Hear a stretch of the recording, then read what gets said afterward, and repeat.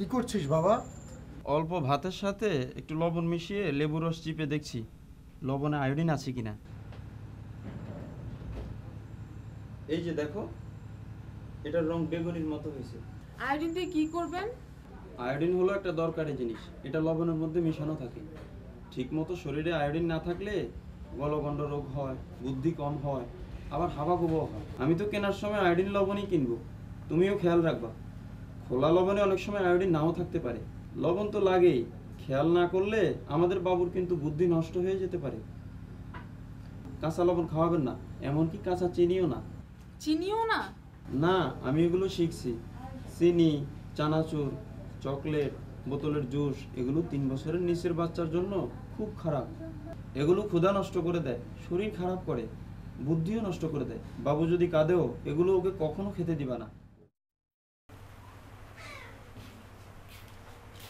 আসসালামু আলাইকুম আপা। ওয়ালাইকুম আসসালাম। ভালো আছেন ভাবি? জি।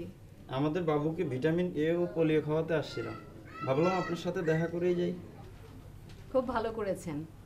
5 বছর পর্যন্ত শিশুকে অবশ্যই পোলিও ও ভিটামিন এ ক্যাপসুল খাওয়াতে হবে।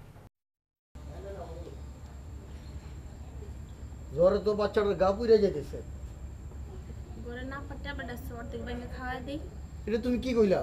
তুমি জানো না ডাক্তারের পরামর্শ ছাড়া কোনো ওষুধ খাওয়ানো ঠিক না? লও, তাহলে স্বাস্থ্যকেন্দ্রে চলো।